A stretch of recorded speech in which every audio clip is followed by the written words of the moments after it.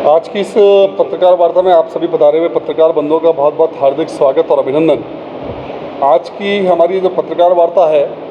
जैसा कि विगत दिनों में बंगाल के हाईकोर्ट ने और ओबीसी आरक्षण को लेकर के जो एक फैसला दिया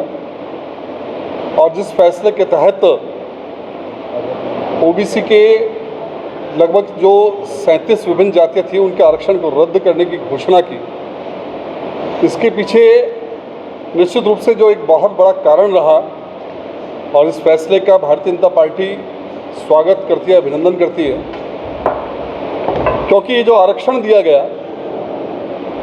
संविधान के अंदर आरक्षण की व्यवस्था जब आज़ादी के बाद की गई थी तो उसके पीछे मूल भावना थी कि जो हमारे पिछड़ी जातियां और जो पिछड़े वर्ग के लोग हैं उनका उत्थान हो सके। लेकिन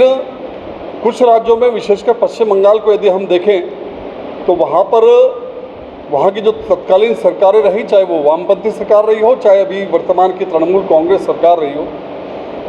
इन सरकारों ने इस आरक्षण को वहाँ पर वोट बैंक का एक जरिया बना करके और आरक्षण को लागू किया। और जिस प्रकार से पश्चिम बंगाल में टोटल ओबीसी का 17% आरक्षण का एक कैटेगरी तय की हुई है,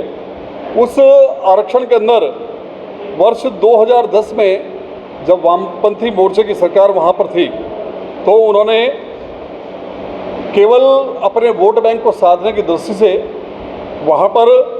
जो वामपंथी सरकार द्वारा 77 जो समुदाय थे उसमें से 42 को ओबीसी का आरक्षण दिया गया और उन 42 जो जातियाँ थी उनमें से 41 जातियाँ मुस्लिम वर्ग की थी। इसी प्रकार से इसी क्रम को आगे बढ़ाते हुए जब तृणमूल कांग्रेस की सरकार वहाँ पर ममता बनर्जी की बनी तो 2012 में टीएमसी द्वारा 35 जातियों को जो ओबीसी का आरक्षण दिया गया, उसमें से 34 जातियाँ जो है वो मुस्लिम वर्ग की थी।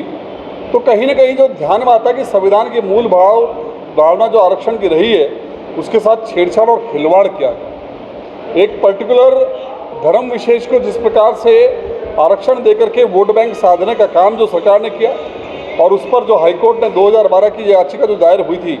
उस याचिका पर जो अपना फैसला जो हाईकोर्ट के हमारे विद्वत न्यायाधीश थे तपवर चक्रवर्ती एवं राजशेखर मंथा, इनके द्वारा जो ये न्यायालय का जो डिसीजन दिया गया, निश्चित रूप से बहुत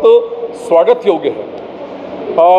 मैं ये कह सकता हूँ कि कुल मिलाकर के वर्तमान में जहाँ पर पश्चिम बंगाल के इस आरक्षण को, ओबीसी के आरक्षण को देखा जाए तो बहुत स्पष्ट नज़र आता है